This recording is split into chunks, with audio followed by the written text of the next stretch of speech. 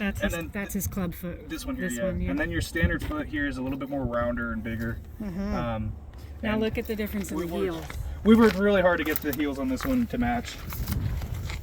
So the club foot is high heeled. See how high it is there? Yep.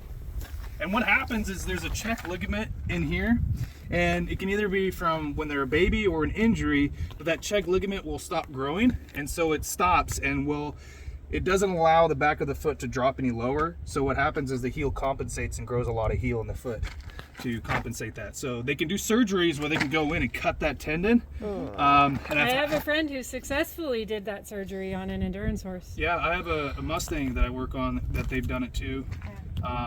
It still wants to grow back clubby, but as long as we keep up on our heels, it stays the same. So the downside is, it can revert, it can grow back, and then you're starting all over again. Sure. So it's always dependent on what happens.